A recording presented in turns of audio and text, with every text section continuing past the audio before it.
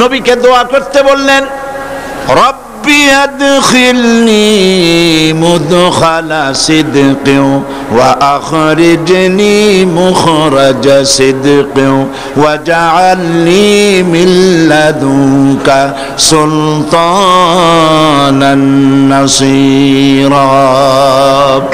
আয় আমার রব, আমাকে সত্যের সাথে প্রবেশ করাও, সত্যের সাথে বের করো। ওয়াজআলনি মিন লাদুনকা সুলতানান নাসীরা, আর তোমার পক্ষ থেকে আমাকে সুলতানে নাসির উপহার দাও, সুলতানে নাসির দান করো। পৃথিবীর সমস্ত সর্বকালের সমস্ত মুফাসসিরিনে কেরাম একমত, সুলতানে নাসির শব্দের অর্থ হলো রাষ্ট্র ক্ষমতা। আল্লাহ শিখালেন, হাবিব আমার কাছে দোয়া করেন, আল্লাহ আমাকে রাষ্ট্র ক্ষমতা দান করো। নবীজি মদিনা মুনাওয়ারায় প্রবেশ করলেন। এবার তিনি মুহাম্মদুর রাসূলুল্লাহ সাল্লাল্লাহু আলাইহি সাল্লাম তো বটেই, সেই সাথে তিনি মদিনার রাষ্ট্রপতি, মদিনার রাষ্ট্রপ্রধান। বদরের বিজয় হলো, ওহদের পরাজয় হলো, এবার মক্কা অভিযান। এসেছিলেন মক্কা থেকে মদিনার দিকে রাতের দিনের আলোতে নয়, রাতের আধারে একজন মাত্র সাথী অতি সন্তর্পণে গভীর মদিনা জমায়েত ছিলেন। তিনি আজ একা নন, 10,000 সাহাবী তার সাথে, 10 সহস্র সাহাবাই নিয়ে মক্কা প্রবেশ করলেন। তিনি বললেন, আমার বিনা অনুমতিতে কোন বৃদ্ধ, কোন নারী, কোন অসুস্থ, কোন শিশু কাউকে হস্তক্ষেপ করবে না। তিনি দেখতে পেলেন মানুষ সমানে ছুটছে আর দৌড়াচ্ছে। নবীজি মসজিদে হারামে প্রবেশ করেছেন, দেখলেন ওই সব নেতা মসজিদে হারামের গণ্ডির মধ্যে দাঁড়ানো, যারা খাব্বাবকে মেরেছে, খুবাইবকে মেরেছে, যারা আম্মারকে মেরেছে, যারা বেলালকে উত্তপ্ত উপরে চিৎ করে লোহার রড পিটিয়েছে, সব দাঁড়ানো।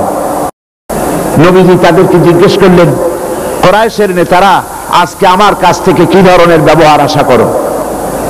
ওদের রুহু কি আছে ভেতরে? রুহু এখন গলার কাছে। তারা বলছে, মুহাম্মদ সাল্লাল্লাহু আলাইহি ওয়াসাল্লাম একজন উত্তম ভ্রাতার কাছ থেকে, একজন উত্তম ভ্রাতার কাছ থেকে যে ধরনের ব্যবহার আশা করা যায়, আপনার কাছ থেকে ঠিক তেমন ব্যবহার আশা করি। আল্লাহর নবী আজকের পজিশন হচ্ছে তার এই, কোন হুকুমের প্রয়োজন না। তিনি যদি চোখের ইশারা করেন, এসব দুর্বৃত্তের মস্তক দেহ থেকে বিচ্ছিন্ন হয়ে মাটিতে গড়াগড়ি করবে, ঠিক কিনা? নবীজি তাদের আবেদনের জবাবে বললেন, হে কুরাইশ নেতারা, আজ আমি তোমাদের ব্যাপারে সেই কথাই বলবো যেই কথা বলেছে আমার ভাই হযরত ইউসুফ আলাইহিস সালাম মিশরের প্রেসিডেন্ট হওয়ার পর তার যে 11 ভাই সাহায্য নিতে প্রেসিডেন্টের সামনে যখন এলো, হযরত ইউসুফ আলাইহিস সালাম তাদেরকে চিনে ফেলেছেন। 11 ভাই ইউসুফ আলাইহিস সালামকে কুয়ার মধ্যে ফেলে দিয়েছিল। তাদের ধারণা ছিল এটা মরণ কুয়া, ইউসুফকে মেরে ফেলে দিলাম, কিন্তু তারা জানে না এটা মরণ কুয়া নয়, এটা ক্ষমতার শীর্ষে যাওয়ার জন্য একটি সুড়ঙ্গ, একটি টানেল। গুহার এক মুখে ইউসুফ আলাইহিস সালামকে ফেলে দিল 11 ভাই, গুহার অপর মুখ থেকে আল্লাহ পাক ইউসুফ আলাইহিস সালামকে নিয়ে মিশরের সিংহাসনে বসিয়ে দিলেন। তারা যখন চিনতে পারলো ইউসুফ আলাইহিস সালামকে, আমার ইউসুফ আলাইহিস সালাম তখন এই ভাইদের ব্যাপারে যে কথা বলেছিলেন, আমিও আজ তোমাদের ব্যাপারে সেই কথাই বলবো। আল্লাহর নবী বলেন, আমার ভাই ইউসুফ আলাইহিস সালাম তার ওই 11 ভাইদের সম্পর্কে তাদেরকে শোনালেন, লা তাসরিবা আলাইকুমুল ইয়াউম, তোমাদের বিরুদ্ধে আর কোনো ক্ষোভ নাই, বিদ্বেষ নাই, আল্লাহর রাস্তে মাফ করে দিলাম। বললেন, হে কুরাইশের নেতারা, তোমরা যা করেছো আমি আল্লাহর রাস্তে সব মাফ করে দিলাম। আবু সুফিয়ান শুধু আবু সুফিয়ানকে মাফ করলাম না, আবু সুফিয়ানের ঘরে যারা আশ্রয় নিবে তাদেরকেও মাফ ঘোষণা করলাম, সাধারণ ক্ষমা ঘোষণা করে দিলাম। নবীজি কাবা দিকে অগ্রসর হলেন। কাবা শরীফের চাবি যার কাছে ছিল, এর আগে একবার হুজুর এসেছিলেন ওমরা করতে দেওয়া হয়নি, কাবা প্রবেশ করতে দেওয়া হয়নি। আজকে সেই চাবির রক্ষক এসে বলছে, মুহাম্মদ সাল্লাল্লাহু আলাইহি সাল্লাম বাইতুল্লাহর ভিতরে ঢুকবেন না, এই নেন চাবি। নবীজি চাবি গ্রহণ করলেন, কাবা শরীফে প্রবেশ করলেন। এবার দেখেন ক্ষমতা কাকে বলে, পাওয়ার কাকে বলে, রাষ্ট্রীয় ক্ষমতা কাকে বলে।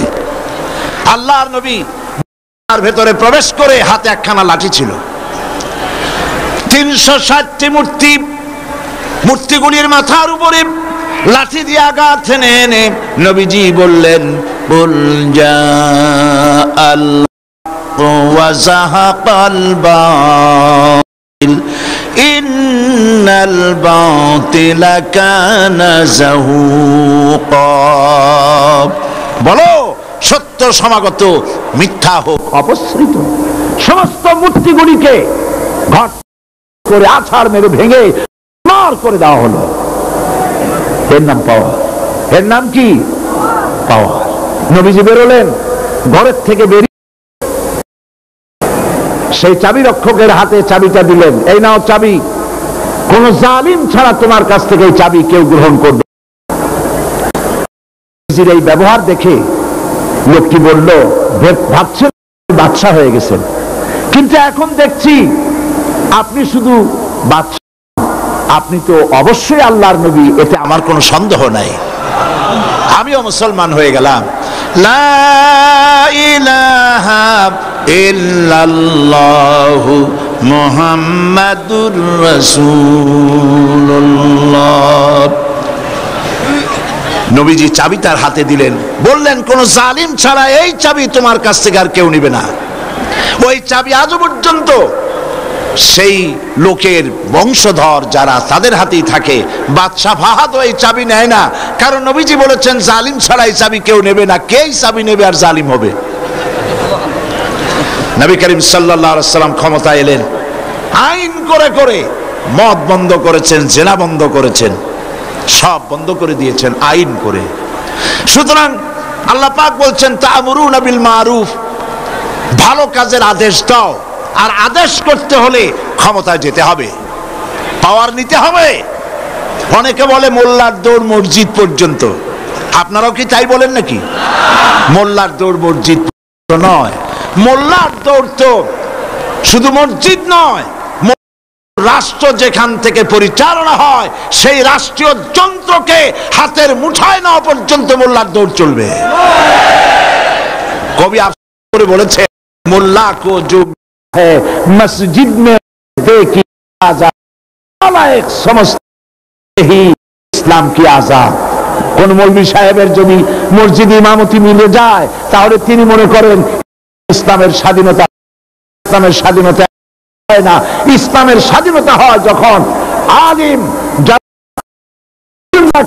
হাদিস ইলম জানেন, যাদের কাছে জ্ঞান আছে, ওহির জ্ঞান যাদের কাছে আছে, রাষ্ট্র পরিচালনার দায়িত্ব তাদের হাতেই আসতে হবে। এই কাজটি ভালো কাজের আদেশ, এই কাজের নিষেধ, গোটার কাজ। আল্লাহ পাক কোরআনে কারীমের ভিতরে অন্যত্র বলেন, এই কাজটি মতের নয়, এই কাজটি দলেরও কাজ। ওয়ালতাকুম মিনকুম উম্মাতুন ইয়াদউনা ইলাল খায়র ইয়া'মুরুনা বিল মারুফি ওয়া ইয়ানহাউনা আনিল মুনকার উলাইকা হুমুল মুফলিহুন। তোমাদের মধ্যে এমন একটি দল থাকতেই হবে, তোমাদের মধ্যে এমন দল থাকতেই হবে। এই দলের কাজ হবে ভালো কাজের আদেশ করবে, অন্যায় কাজ দুহাতে প্রতিবন্ধকতার সৃষ্টি করবে, দুই হাতে অন্যায় বন্ধ করে দেবে। এরকমের দল থাকতেই হবে। এই কাজটি উম্মতের কাজ, কাজটি দলের কাজ। সূরা লোকমানের মধ্যে এসে আল্লাহ পাক বলছেন কাজটি হলো কাজ। সূরা লোকমান, হযরতে লোকমান হাকিম তার ছেলেকে নসিহত করছেন। এই নসিহত আল্লাহর কাছে এত পছন্দ হয়েছে, পিতা তার ছেলেকে উপদেশ দিয়েছেন, উপদেশগুলি আল্লাহর কাছে এত পছন্দ হলো যে লোকমান, হযরতে লোকমানের নসিহত আল্লাহ পাক কোরআন শরীফের ভিতরে কোট করে লোকমানকে চিরন্তন করে দিলেন। সুবহানাল্লাহ ওয়া বিহামদিহি। কি উপদেশ দিলেন তার ছেলেকে? তিনি হযরতে লোকমান তার ছেলেকে ডেকে বললেন, ইয়া বুনাইয়া আকিমিস সালাতা ওয়া আমুর বিল মারুফি ওয়ানহা আনিল মুনকার ওয়াসবির আলা মা আসাবাক ইন্না যালিকা মিন আজমিল উমুর। ইয়া বুনাইয়া, হে আমার কলিজার টুকরা সন্তান, আকিমিস সালাত। ছেলেকে কত আদর করে তিনি ডাকলেন। ইয়া ইবনি বললেন না, হে আমার ছেলে, তা না বলে তিনি আদর করে ডাকলেন ইয়া বুনাইয়া, হে আমার কলিজার টুকরা সন্তান, হে আমার নয়নের পুতুলি সন্তান। যারা দাওয়াত দেন, দায়ীদেরকে শিখাবার জন্য এইসব কথা কোরআন শরীফ আল্লাহ পাক রেখেছেন। কিভাবে দাওয়াত দিতে হবে, মিষ্টি মিষ্টি ভাবে দাওয়াত দাও মানুষকে। উদউ ইলা সাবিলি রাব্বিকা বিল হিকমাতি ওয়াল মাউইজাতিল হাসানা, সুন্দর করে মিষ্টি মিষ্টি করে মানুষকে দ্বীনের দিকে দাওয়াত দাও। যখন কোনো দাওয়াতকারী ভাবে দাওয়াত দিতে হবে, মিষ্টি মিষ্টি ভাবে দাওয়াত দাও মানুষকে। উদউ ইলা সাবিলি রাব্বিকা বিল হিকমাতি ওয়াল মাউইজাতিল হাসানা, সুন্দর করে মিষ্টি মিষ্টি করে মানুষকে দ্বীনের দিকে দাওয়াত দাও। যখন কোনো দাওয়াতকারী দল দাওয়াত দিতে বেরোবে, নবী করিম সাল্লাল্লাহু আলাইহি ওয়াসাল্লাম তখন তাদেরকে বলতেন, ইয়াসসিরু ওয়ালা তুআসসিরু বাশশিরু ওয়ালা তুনাফফিরু। নবীজি বলতেন, মানুষকে সহজ করে দ্বীনের দাওয়াত দাও, দ্বীনকে কঠিন করে বুঝায়ও না। আর জাহান্নামের ভয় দেখিয়ে মানুষকে দ্বীন থেকে সরিয়ে দিও না।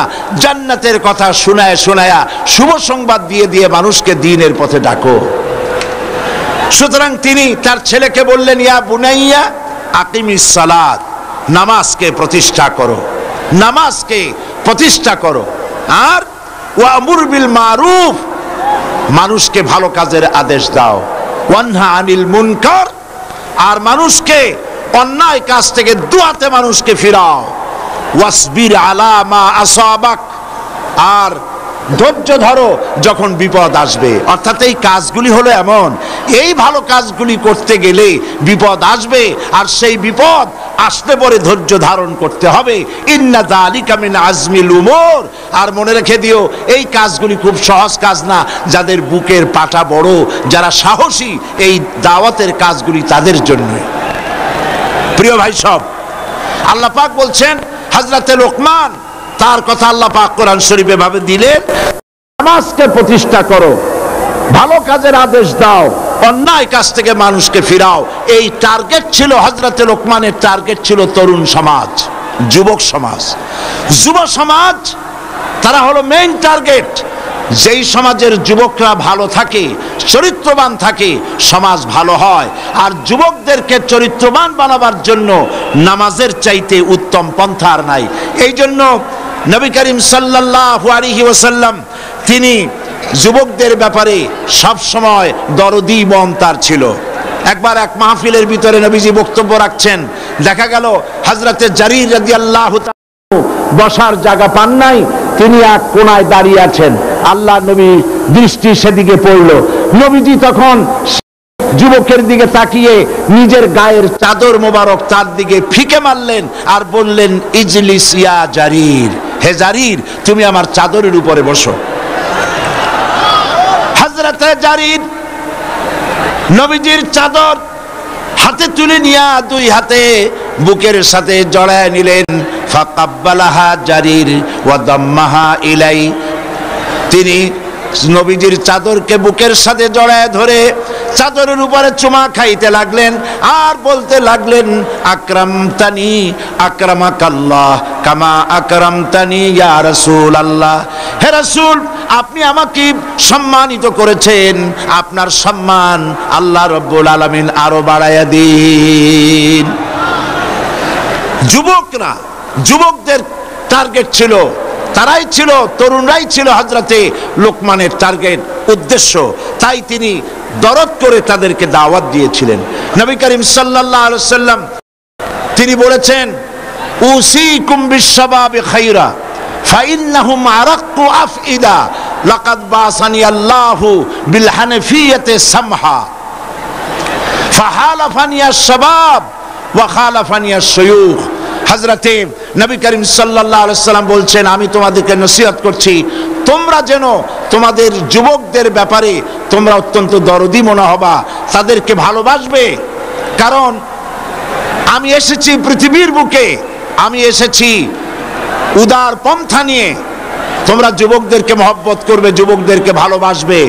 আমার এই দ্বীনকে, আল্লাহর দ্বীনকে জমিনে প্রতিষ্ঠা করার জন্য আমাকে সাহায্য করেছে যুবকেরা, আর আমাকে সবচাইতে বাধা দিয়েছে বুড়োরা। কারা বাধা দিয়েছে? বৃদ্ধরা। আর সাহায্য করেছে কারা? যুবকেরা। ভালো কাজের আদেশ করা, অন্যায় কাজ থেকে মানুষকে ফিরায় রাখা, এই কাজটি উম্মতের কাজ, এই কাজটি দলের কাজ, এই কাজটি ব্যক্তির কাজ।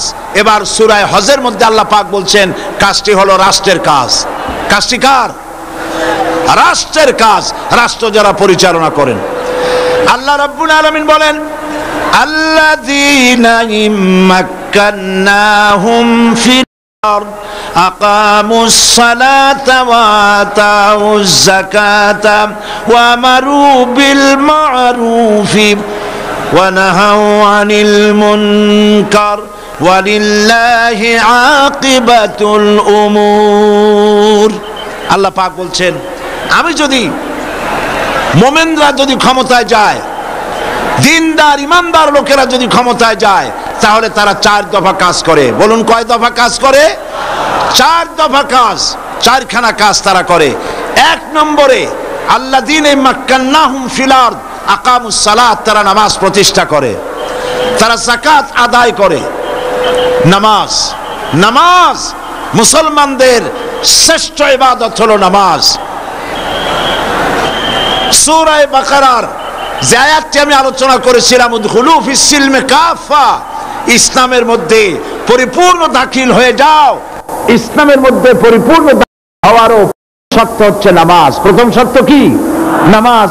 একজন অমুসলিম যখন ইসলাম কবুল করে, তখন তার প্রথম কাজ কি? বলুন সবাই, নামাজ। এই নামাজ হযরত মুসা আলাইহিস সালামের কাছে আল্লাহ রাব্বুল আলামিন যে ওহী নাযিল করলেন, সে ওহীটাই ছিল নামাজ। আল্লাহ পাক বলছেন, ইন্নানি আনাল্লাহ, নিশ্চয়ই আমি আল্লাহ, লা ইলাহা ইল্লা আনা, আমি ছাড়া কোনো ইলাহ নাই, ফাবুদনি, অতএব আমার ইবাদত করো, ওয়া আকিমিস সালাতা লিযিকরি, আর আমার শরণার্থে নামাজ কায়েম করো। নামাজ, এই নামাজ হলো জীবনের শ্রেষ্ঠ ইবাদত। কোরআন শরীফের মধ্যে আল্লাহ পাক নামাজের কথা 82 বার বলেছেন। আমার দেশে তো মুসলমান এমন বহুত আছে, ওয়াজ শোনার জন্য, তাফসীর শোনার জন্য মুসলমানের অভাব নাই, কিন্তু নামাজ পড়ার মুসলমানের যথেষ্ট অভাব আছে। ঠিক কিনা বলেন? ঠিক কিনা বলেন? আল্লাহ পাক বলছেন নামাজ প্রতিষ্ঠা করো। এই নামাজ যদি প্রতিষ্ঠা হয়, এই কাজটা হলো দায়িত্ব হলো গভর্নমেন্টের। নামাজ প্রতিষ্ঠা করার দায়িত্ব কার? বলেন কার? সরকারের দায়িত্ব। সরকার অর্ডার দিবে, মুমিন সরকার অর্ডার করবে যে নামাজকে প্রতিষ্ঠা করো। বেলা 1টা বাজবে, তখন হুকুম হবে সমস্ত কোর্ট কাছারি আদালত, মিল কল কারখানা, সেক্রেটারিয়েট, ক্যান্টনমেন্ট, পার্লামেন্ট সব বন্ধ 1টা থেকে 1:30 পর্যন্ত নামাজের জন্য, আর আহার সারার জন্য। 5 ওয়াক্ত নামাজ যদি এইভাবে গভর্নমেন্ট করে, আর সেই অর্ডার অনুযায়ী মুসলমানেরা যদি 5 ওয়াক্ত নামাজ সঠিকভাবে আদায় করে, চিন্তা করেন, থানায় আজান হয়েছে, দারোগা সাহেবের ইমামতিতে পুলিশেরা দাঁড়ায় গেল নামাজের জামাতে, এসপির ইমামতিতে নামাজ পড়তেছে সেই অফিসের সমস্ত অফিসারেরা, স্বরাষ্ট্রমন্ত্রীর ইমামতিতে তার মন্ত্রণালয়ের লোকেরা জামাতে নামাজ আদায় করতেছে। যদি অবস্থা হয়, তাহলে এমন এসপি যে নিজে ইমামতি করে, এমন দারোগা যে নিজে ইমামতি করে বছরের পর বা জামাত নামাজ আদায় করে, এই সব এসপি দারোগা পিটাইয়াও ঘুষ খাওয়ানো যাবে? আর খাবে না। যেই বিশ্ববিদ্যালয় আজান হয়, বিশ্ববিদ্যালয়ের ভাইস চ্যান্সেলর ইমামতি করেন, বিভিন্ন ফ্যাকাল্টির ডিন ইমামতি করেন, আর তার পেছনে ছাত্র ছাত্রীরা নামাজ, যেই বিশ্ববিদ্যালয়ে এরকম নামাজ আদায় হয় শিক্ষকদের পেছনে, ভাইস চ্যান্সেলরের পেছনে, সেই বিশ্ববিদ্যালয় কি ধর্ষণের সেঞ্চুরি হতে পারে? জোরে বলেন পারে? পারে না। এই জন্য আল্লাহ রাব্বুল আলামিন নির্দেশ করেছেন, যারা ইমানদাররা তারা যদি ক্ষমতায় যায় তাহলে তাদের প্রথম কাজ হবে প্রতিষ্ঠা করা, নামাজ আদায় করা। এই নামাজ হলো মুসলমানদের জীবনের শ্রেষ্ঠ ইবাদত। আল্লাহ পাক বলছেন, ওয়ামুর আহলাকা বিসসালাতি ওয়াসতাবির আলাইহা লা নাসআলুকা রিজকান নাহনু নারযুকুকা ওয়াল আকিবাতু লিত্তাকওয়া ওয়ামুর আহলাকা বিসসালাত ওয়াসতাবির আলাইহা। নামাজের জন্য পরিবার পরিবর্গকে আদেশ করো আর নিজেও নামাজের উপরে প্রতিষ্ঠিত থাকো।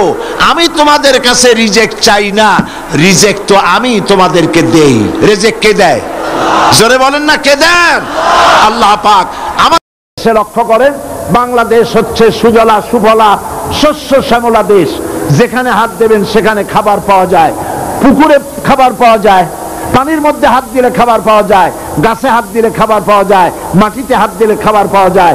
এত খাবার যে দেশে, সেই দেশের মানুষেরাই বেশি না খাইয়া মরে, ঠিক কিনা বলেন? এবার যান মধ্যপ্রাচ্যে, আরবে যান, যে দেখবেন পাহাড় আর পাহাড়, বালু আর বালু, মরুভূমি আর মরুভূমি। গাছপালা তেমন কিছু নাই, ফসলাদিও তেমন কিছু হয় না। মানুষ মরে না না খাইয়া, বরং খাইয়া খাইয়া এক একজন তার পেটকে দুইখানা তরমুজের সাইজ বানায় ফেলাইছে। না খাইয়া মরে না, না খাইয়া মরে। যেখানে খাবার আছে, পানি আছে, সম্পদ আছে, জায়গার মানুষ। কারণ কি? কারণ হলো আল্লাহ রাব্বুল আলামিন বলেন, ওয়ালাউ আন্না আহলাল কুরা আমানু ওয়াত্তাকাউ লাফাতাহনা আলাইহিম বারাকাতিম মিনাস সামাই ওয়াল আরদ। আল্লাহ পাক বলেন, দেশের লোকেরা, জনপদের লোকেরা যদি দুইটা কাজ করে, এক নম্বর যদি আমার উপর ঈমান আনে আর আমাকে যদি ভয় করার নীতি অবলম্বন করে চলে, আল্লাহ পাক বলেন তাহলে আমি ওই জনপদের মানুষের জন্য তাদের দেশের আকাশ আর জমিনের বরকতের সব দরজা আমি আল্লাহ খুলে দেব। আকাশ থেকে, জমিন থেকে বরকত দান করব। আল্লাহ পাক বরকত দেন। আল্লাহকে ভয় যে করে সে নামাজ আদায় করে। আল্লাহ পাক বলেন, রিজেক্ট তো আমি তোমার কাছে চাই না, রিজেক্ট তো আমি তোমার। নিজে নামাজ পড়ো আর পরিবার পরিবর্গকে নামাজের জন্য নির্দেশ দাও। জাহান্নামে যারা যাবে, যত কারণ আছে জাহান্নামে যাওয়ার, তার মধ্যে শ্রেষ্ঠ কারণ হলো, অন্যতম কারণ হলো বেনামাজি থাকা, নামাজ না পড়া।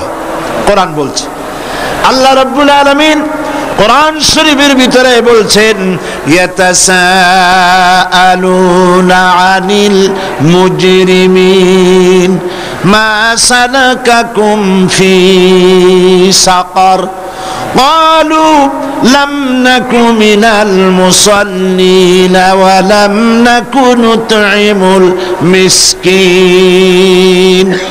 জাহান্নামীদেরকে প্রশ্ন করা হবে, জাহান্নামে কেন এসেছো? তারা বলবে, আমরা নামাজ পড়ি নাই, নামাজ আদায় করতাম না, আর আমরা মিসকিনদেরকে খেতে দিতাম না। জাহান্নামের যে বড় দুটি কারণ, তার একটি হলো নামাজ না পড়া, আর একটি হচ্ছে মিসকিনদেরকে খেতে না দেওয়া। প্রিয় ভাই সব, নবী করিম সাল্লাল্লাহু আলাইহি ওয়াসাল্লাম বলেছেন, লা দীনা লিমান লা সালাতা লাহু। তার কাছে দ্বীন নাই, ঈমান নাই, যার কাছে নামাজ নাই। পরিষ্কার কথা হলো, পাসপোর্টে আপনার নাম লেখা থাকতে পারে মুসলমান, সার্টিফিকেটে নাম লেখা থাকতে পারে মুসলমান, ভোটার লিস্টে আপনার নাম লেখা থাকতে পারে মুসলমান, কিন্তু আপনি যদি নামাজি না হন, আল্লাহর খাতায় মুসলমান হিসেবে নাম থাকার কোনো কারণ নাই। মুসলমান হতে হলে নামাজকে সঠিকভাবে আদায় করতে হবে। মান তারাকা সালাতান মুতাআম্মিদান ফাকাদ কাফারা। সে করে যে নামাজ ছিল সে কুফর করলো। ফাকাদ কাফারার দুটি অর্থ, একটা অর্থ হলো এই, ইচ্ছে করে যে নামাজ ছাড়লো করলো, আর এক অর্থ হলো ইচ্ছে নামাজ ছেড়ে দিল, কাফের হয়ে গেল। জোরে বলেন নাউজুবিল্লাহ। একজন আল্লাহর বান্দা আর একজন কাফের, দুইজনের মধ্যে পার্থক্য কি বলেন? নবী বলেছেন আল্লাহর বান্দা আল ফারকু বাইনাল আবদি ওয়াল কুফরে, কাফের এবং আল্লাহর বান্দা দুজনের মধ্যে পার্থক্য হচ্ছে নামাজ। যে ব্যক্তি নামাজ আদায় করলো সেই মুসলমান, সেই আল্লাহর বান্দা। যে নামাজ পড়লো না সে কাফের। আমি আপনাদের খেদমতে আরজ করতে চাই, 5 ওয়াক্ত নামাজ সঠিকভাবে আদায় করার দায়িত্ব আল্লাহ পাক আমাদেরকে দিয়েছেন। সেই দায়িত্ব যেন আমরা পরিপূর্ণরূপে আদায় করি। আর সেই নামাজটা হতে হবে সাল্লু কামা রাআইতুমুনি উসাল্লি, নামাজ পড়ো সেইভাবে যেভাবে আমাকে নামাজ পড়তে তোমরা দেখেছো। সুবহানাল্লাহ। নবীজির মতো করে নামাজ পড়তে হবে, নামাজ যেন সহিভাবে আদায় হয়।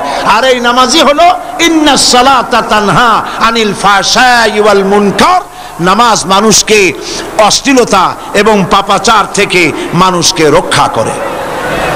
এই 5 ওয়াক্ত নামাজ জীবনে আর ছাড়বো না। করবেন আপনারা? এই ওয়াদা করবেন জীবনে আর কোনোদিন নামাজ ছাড়বো না। নামাজ কুফরি করা অথবা কাফের হয়ে যাওয়া।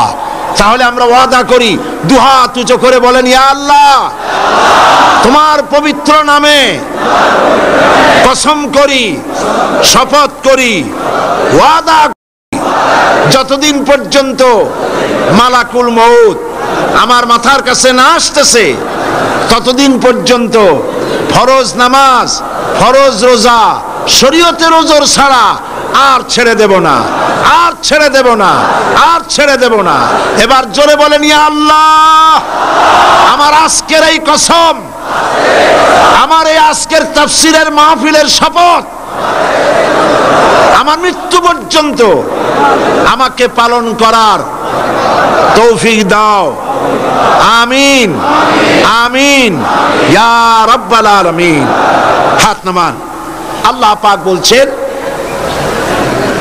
আল আমরু বিল মারুফ নাহু আনিল মুনকার, ভালো কাজের আদেশ, অন্যায় কাজ বন্ধ করার এই দায়িত্ব উম্মতের, এই দায়িত্ব দলের, এই দায়িত্ব ব্যক্তির, এই দায়িত্ব হচ্ছে রাষ্ট্রের। রাষ্ট্র যদি ইমানদারদের হাতে পড়ে, কয়টা কাজ করে তারা?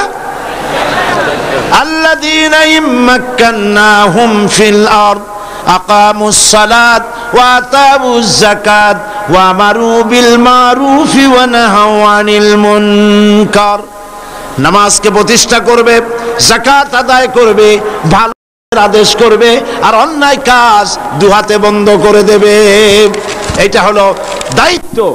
মুসলমান ইমানদারদের দায়িত্ব হলো যে তারা ভালো কাজের আদেশ করবে, অন্যায় কাজকে নিষেধ করবে। ভালো কাজের আদেশ আর অন্যায় কাজের নিষেধ, এই কাজ করেছিলেন নবী করিম সাল্লাল্লাহু আলাইহি ওয়াসাল্লাম। মুহাম্মদুর রাসূলুল্লাহ, সবাই বলেন সাল্লাল্লাহু আলাইহি ওয়াসাল্লাম, তিনি এই কাজটি পরিপূর্ণরূপে করলেন। এই কাজ করার পর তিনি ইন্তেকাল করলেন। এই কাজের সুফল আমারু বিল মারুফ ওয়া নাহু আনিল মুনকার, ভালো কাজের আদেশ, অন্যায় কাজের নিষেধ করলে ফলটা কি হয় তা কি শুনবেন না চোখে দেখবেন? দেখতে চান? তাহলে ইতিহাসের পাতার দিকে তাকান। হযরত নবী করিম সাল্লাল্লাহু আলাইহি ওয়াসাল্লাম ইন্তেকাল করেছেন। হযরত নবী করিম সাল্লাল্লাহু আলাইহি ওয়াসাল্লাম ইন্তেকাল করেছেন। এখন ক্ষমতায় এসেছেন আবু বকর রাদিয়াল্লাহু তাআলা আনহু। হযরত আবু বকর রাদিয়াল্লাহু তাআলা আনহু ক্ষমতায় এসে তিনি বিচারপতি বানায় দিলেন হযরত ওমর রাদিয়াল্লাহু তাআলা আনহুকে। হযরত ওমর রাদিয়াল্লাহু তাআলা আনহু তিনি আজকে বিচারক, বিচারপতি। 1 বছর বিচার কার্য পরিচালনা করলেন। 1 বছর পর ঐতিহাসিকরা লিখছেন, ফামাকাসা আমান কামিলান ফালাম ইয়াখতাসিম ইলাইহি ইসনান।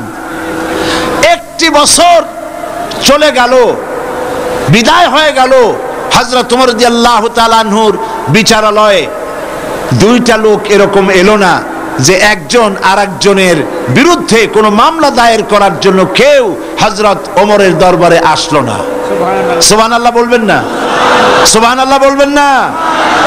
পৃথিবীতে আছে এরকম কোন দেশ যেখানে 1 বছরের কোনো মামলা দায়ের হয় না? হযরত ওমর এলেন নবী করিম সাল্লাল্লাহু আলাইহি ওয়াসাল্লামের, হযরত ওমর এলেন আবু বকর রাদিয়াল্লাহু তাআলা আনহুর কাছে, এসে বললেন, মা হাজাতাবি ইনদা কওমিন মুমিনিনা ইয়া খলিফাতা রাসূলিল্লাহ সাল্লাল্লাহু আলাইহি ওয়াসাল্লাম। হে রাসূলের খলিফা হযরত আবু বকর, এই জাতির কাছে বিচারকের দরকারটা কি? উনি জিজ্ঞেস করলেন কারণ কি, একথা কেন বলো? তিনি বললেন, আমি 1 বছর পর্যন্ত বিচারালয় বসে থাকলাম, সকালে আসি বিকালে যাই, 1 বছরের ভিতরে একটা লোকও আমার কাছে আসলো না একটা মামলা নিয়ে, তো যেতে সেখানে বিচারকের দরকার কি? হযরত আবু বকর প্রশ্ন করলেন, তোমার কাছে বিচার চাইতে কেউ আসলো না কেন, এ ব্যাপারে তোমার ধারণা কি? হযরত ওমর বলেন, ইয়া খলিফা, হে আল্লাহ রাসূলের খলিফা, আমার ধারণা হচ্ছে 1 বছরের ভিতর বিচার আমার কাছে কেউ চাইতে আসলো না, তার কারণ দীনুহুমুন নাসিহা, এই কওম, এই জাতির দিন হচ্ছে ভালোবাসা। এ জাতি, এ মুসলিম জাতি একজন আরেকজনকে ভালোবাসে, কল্যাণ কামনা করে, প্রত্যেকের কল্যাণ কামনা করে। একে অপরের কল্যাণ কামনা করলে সেখানে কি মারামারি হয়, মামলা মোকদ্দমা হয়? দীনুহুমুন নাসিহা ওয়া মানহাজুহুমুল কোরআন, আর তাদের মানহাজ, তাদের সংবিধান, তাদের উদ্দেশ্য, তাদের লক্ষ্য আল্লাহর কোরআনের রাজ কায়েম করা।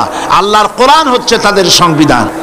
আর 1 বছরের ভিতর একটা মামলা আসে নাই, কারণ দীনুহুমুন নাসিহা, এই জাতির দিন হচ্ছে পরস্পরকে ভালোবাসা।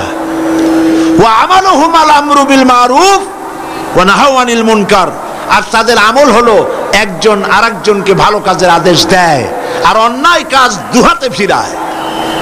কথা বুঝতে পেরেছেন? অন্যায় কাজ বন্ধ করে দেয়।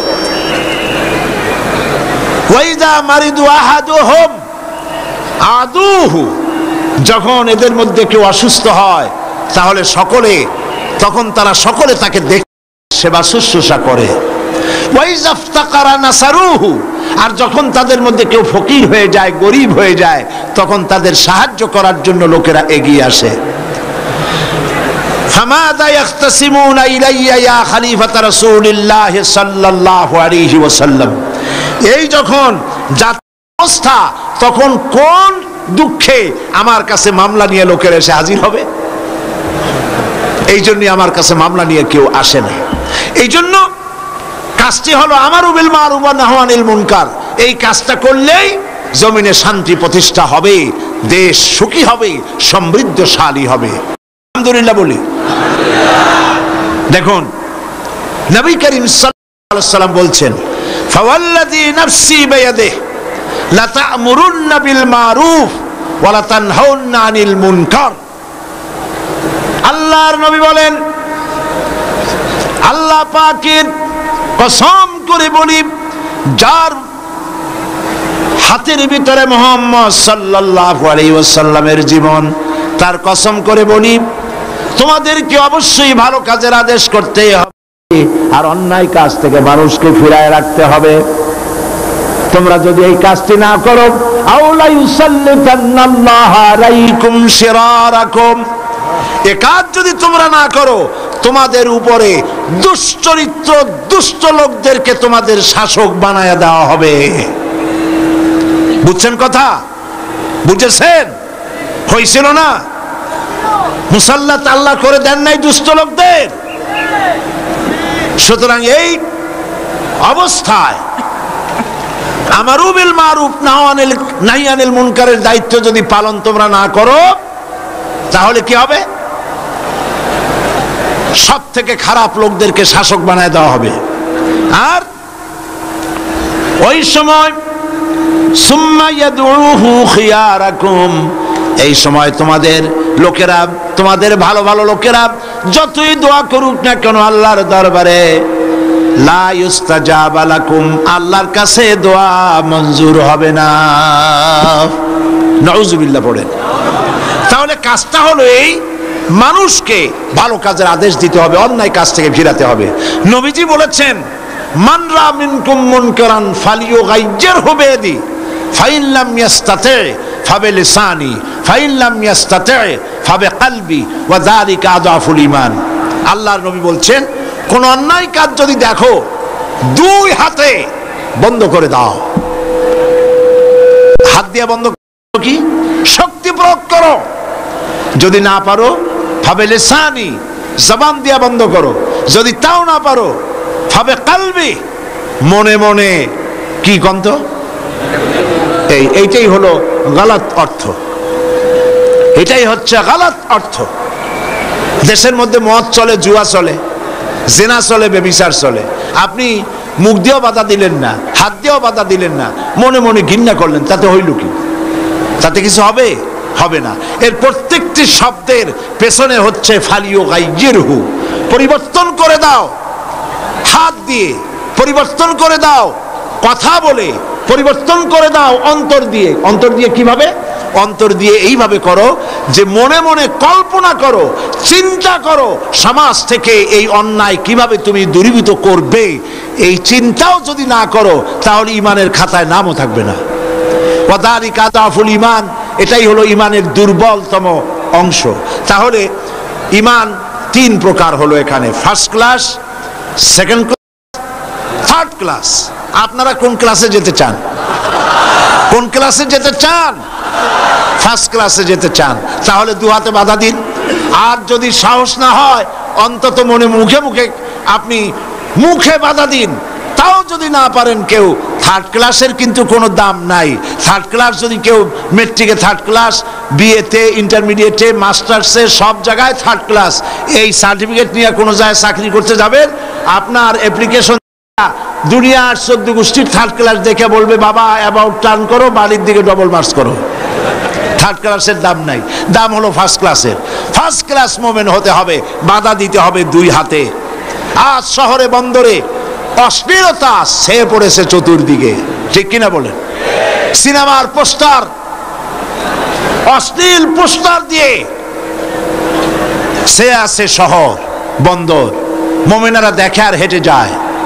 আপনাদের দায়িত্ব আছে, আপনারা মন্ত্রী যখন আসে মন্ত্রীদের ধরবেন, ডিসি কে ধরবেন, এসপি কে ধরবেন, আপনারা দাবি জানাবেন, আইন আমরা হাতে তুলে নিতে চাই না। আপনারা সন্ত্রাস বন্ধ করতে চান, আপনারা মাস্তানি চাঁদাবাজি বন্ধ করতে চান, আর বাইরে এই ধরনের অশ্লীল ছায়াছবির পোস্টার টানায় রাখবেন, আপনারা কিছুতেই এটা বন্ধ করতে পারবেন না। হয় আপনারা বন্ধ করেন, না হয় জনগণ এগুলি গোবর মেখে, আলকাতরা মেখে এগুলি সব বন্ধ করে দেবে। পারবেন না বলতে? পারবেন না? পারতে হবে, এটাই তো আপনার কাজ। এই কাজ করার জন্য যদি এগিয়ে আসেন, আবার যদি জাগ্রত হন, দুনিয়া আবার আপনার পায়ের উপরে চুমো খাবে ইনশাআল্লাহ। বলেন ইনশাআল্লাহ।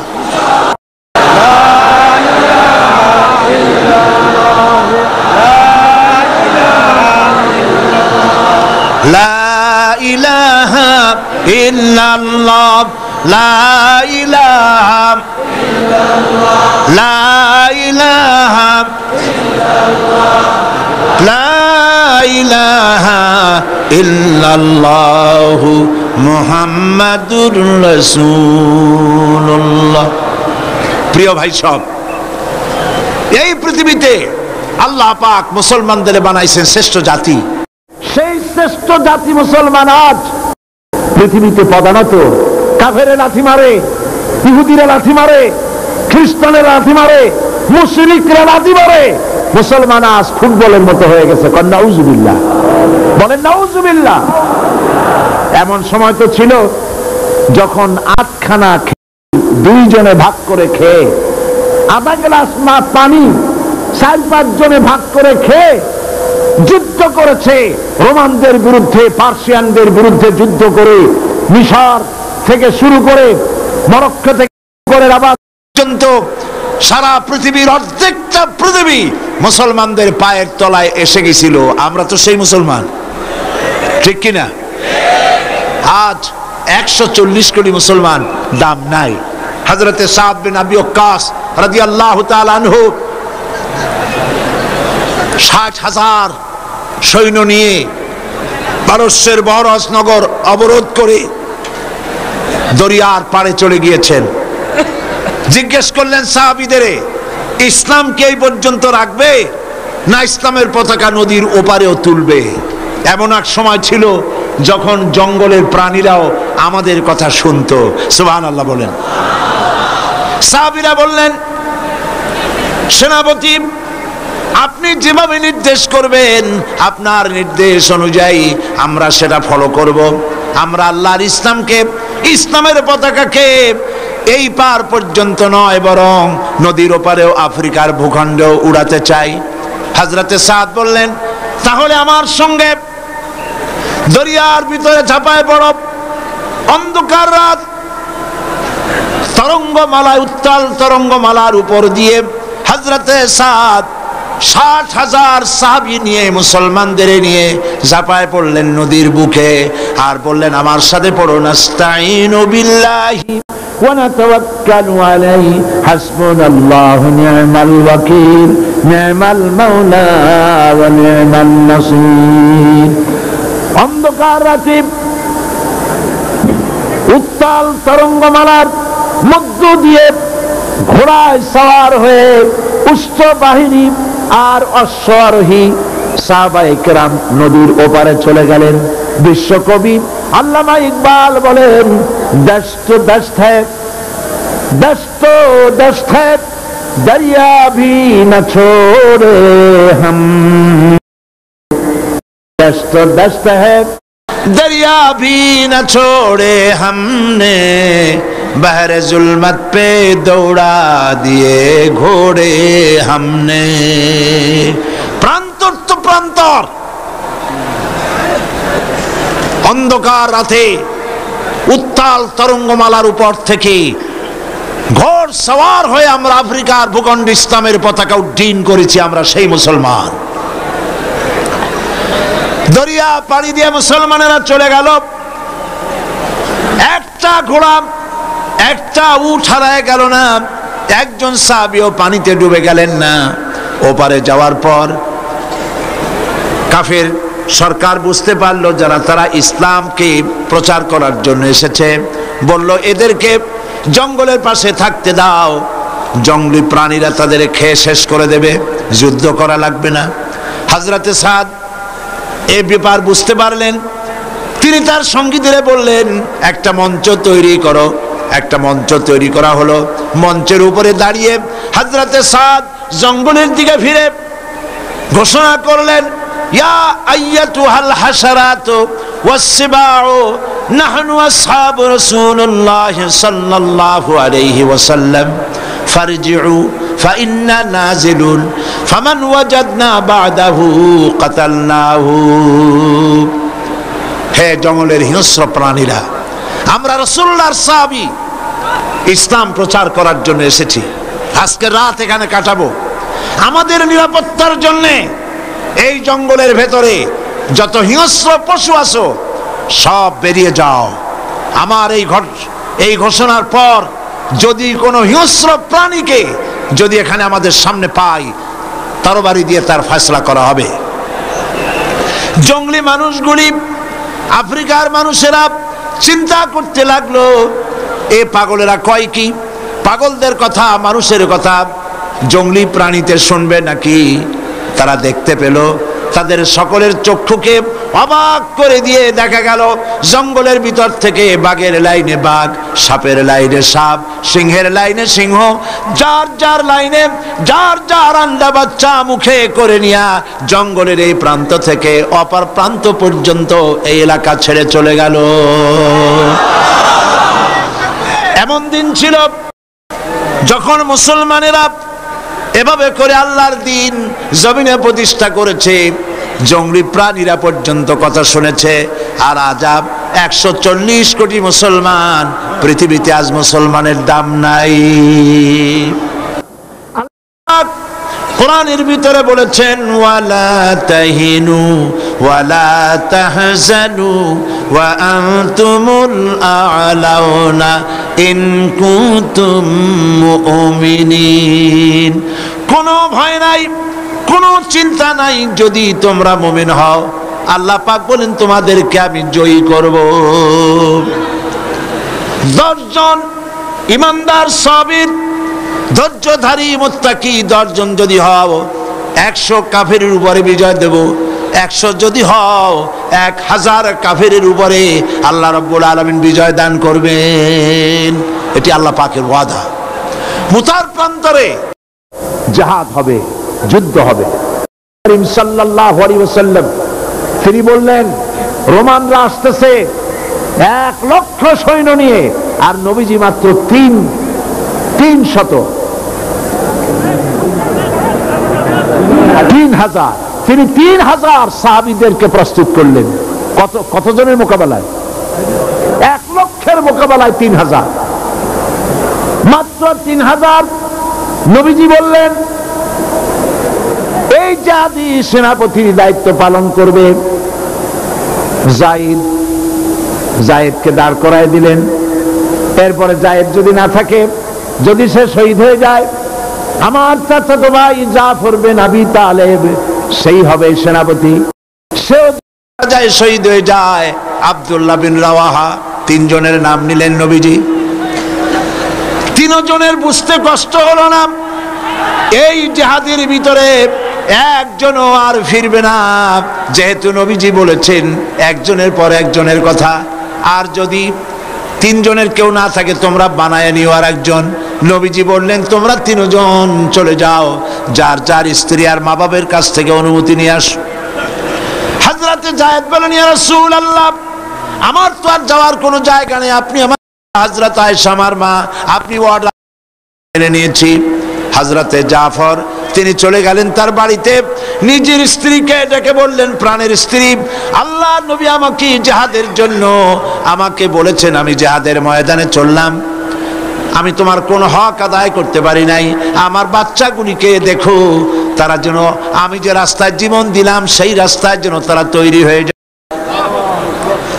হযরত জাফরের স্ত্রী তিনি বললেন প্রাণের স্বামী, আমি নবীজির অর্ডার করেছেন আপনাকে জিহাদে যাওয়ার জন্য, আমি নিষেধ করতে পারি না, তবে আমি আল্লাহর কাছে দোয়া করি।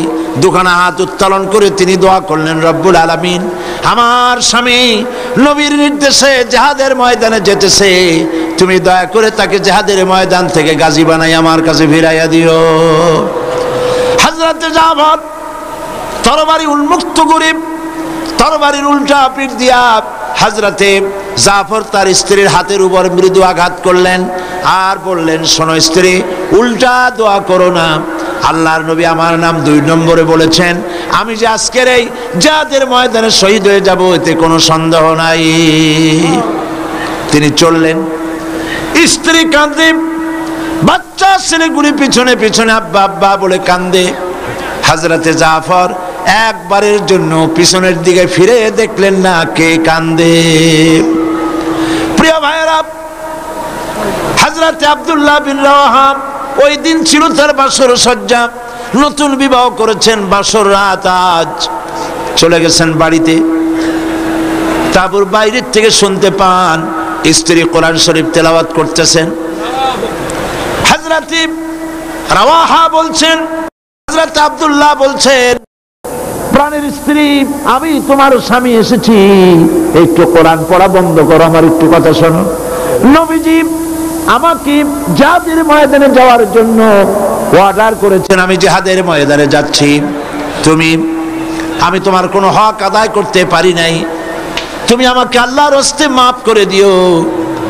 স্ত্রী বলছে, প্রাণের স্বামী, একটা বার ভেতরে আসেন, আমি আপনাকে দেখে নেই, একবার মাত্র দেখেছিলাম, আরেকটি বার আপনাকে দেখতে চাই। হযরত আব্দুল্লাহ বলেন, প্রাণের স্ত্রী, আমি ঘরের ভিতরে প্রবেশ করব না, ঘরের ভিতরে এলে পরে তোমাকে দেখলে আমার দিলের ভিতরে তোমার প্রতি মহব্বত বেড়ে যেতে পারে, আমি ভেতরে আসব না। স্ত্রী বলছেন, আব্দুল্লাহ ঘরে আসতে পরে কোনো প্রেম নিবেদন করব না, শুধু তোমার চেহারাটা একবার দেখে রাখবো, কারণ তোমাকে আমি ভালো মতো দেখতে পারি নাই, একটিবার প্রাণ ভরে দেখতে চাই, যাতে করে কিয়ামতের ময়দানে, হাসরের ময়দানে আমি যেন তোমাকে স্বামী বলে চিনে নিতে পারি। হযরতে জাফর, হযরতে আব্দুল্লাহ তিনি বলছেন, স্ত্রী যদি তোমার সেই ইচ্ছাই হয়, আর যদি তুমি ধৈর্য ধারণ করতে পারো, আমাকে দেখার কোনো প্রয়োজন নাই, তুমি যদি ধৈর্য ধারণ করো, আর আল্লাহ যদি আমার শাহাদাত নসিব করেন, কিয়ামতের ভিতরে জান্নাতের ভিতরে আল্লাহ রাব্বুল আলামিন তোমাকে আমাকে স্বামী স্ত্রী হিসাবে পরিচয় করাইয়া দিবেন। হযরতে জাফর জিহাদের ময়দানে, হযরতে জাফর, হযরতে যায়েদ, হযরতে আব্দুল্লাহ বিন রাওয়াহা 3000 সাহাবীদের নেতৃত্ব নিয়ে মুতার প্রান্তরে লড়াই করলেন। হযরতে যায়েদ শহীদ হয়ে গেলেন। এবার হযরতে জাফর, চতুর্দিক থেকে কাফেররা ঘিরে ফেলেছে, তাকে তরবারি দিয়ে আঘাত করছে। হযরত জাফরের বাম হাত কেটে গেল, ডান হাতে তিনি ঝান্ডা উঁচু করেছেন, ডান হাতে কোপ লাগলো। এবার ঝুলন্ত কাটা দুটি হাত দিয়ে পতাকা বুকের সাথে জড়ায় ধরেছেন। পাশের সাহাবীকে ডেকে বলেন, ও আল্লাহর নবীর সাহাবী, নবীজির কাছে আমার সালাম জানায় দিও, আমার মনে হয় আমি এখন শহীদ হয়ে যাব, কারণ আমার নাকির ভিতরে আমি এখন জান্নাতের সুঘ্রাণ পেতেছি। হযরতে জাফর শহীদ হয়ে গেলেন। হযরতে আব্দুল্লাহ বলেন, হযরতে আব্দুল্লাহ এবং রাদিয়াল্লাহু তাআলা আনহু তারা দুজন ছুটে গেলেন পতাকা ধারণ করার জন্য। যখন কাছে গিয়েছেন দেখতে পেলেন পতাকা যেন উঠতেছে, কে যেন ধরে রেখেছে। কাছে গিয়ে দেখেন হযরতে জাফরের দুটি পা কেটে কাফেররা দুই দিকে ফেলে দিয়েছে, দুইটি হাত কেটে দুদিকে ফেলে দেখে দিয়েছে, দেহ একদিকে পড়ে রয়েছে, আর শূন্য মস্তক এক কোণায় পড়ে ইসলামের পতাকা কামড়ে ধরে উঁচু করে রেখেছে। হযরত আবু উবাইদা, আব্দুল্লাহ বিন রাওয়াহা তারা বলেন, আমরা হযরতে জাফরের হাত পা মাথা মস্তক এক জায়গায় করে তাকে কাফন পরাইয়া দাফন করে দিলাম। রাতের আধারে স্বপ্নে দেখতে পাই, হযরতে আবু উবাইদা বলেন, আমি স্বপ্নে দেখলাম নবীজির, আমি স্বপ্নে দেখলাম হযরতে আব্দুল্লাহ তিনি যেন হযরতে জাফর জান্নাতের ভেতরে ফেরেশতার সঙ্গে উড়ে বেড়াতেছে। আমি প্রশ্ন করলাম, জাফর, আল্লাহ তোমার সঙ্গে কি ব্যবহার করেছেন? হযরতে জাফর বললেন, আবু উবাইদা, আল্লাহ পাক আমাকে জান্নাত দান করে জিজ্ঞেস করেছেন তুমি আমার কাছে আর কি চাও? আমি বলেছি, আল্লাহ রাব্বুল আলামিন, আমি আর কিচ্ছু চাই না, আমি চাই আর একবার দুনিয়ায় আমাকে পাঠায় দাও, কাফেরদের বিরুদ্ধে দিন প্রতিষ্ঠার জন্য লড়াই করে আবার আমার এই জীবনটা দিয়ে আসি। দিন কায়েমের জন্য, ইকামতে দ্বীনের জন্য এইভাবে সাহাবায়ে কেরাম জীবন দিয়েছেন। নবীজি দান মোবারক শহীদ করে দিয়েছেন, তাদের রক্তের উপরে ইসলাম প্রতিষ্ঠিত হয়েছে এবং এ পর্যন্ত। প্রিয় ভাইয়েরা, মুসলমানদের জন্য প্রয়োজন ঐক্যবদ্ধভাবে আল্লাহর দ্বীন কায়েমের জন্য এগিয়ে আসা। আর যতদিন পর্যন্ত আল্লাহর দ্বীন কায়েম না হচ্ছে ততদিন পর্যন্ত শান্তি আসবে না। সন্ত্রাস তো বন্ধ হবে না, দুর্নীতি তো বন্ধ হবে না। সন্ত্রাস, দুর্নীতি, চাঁদাবাজি, মাস্তানি সব বন্ধ হতে পারে যদি দ্বীন কায়েম হয়, কোরআনের রাজ কায়েম হয়।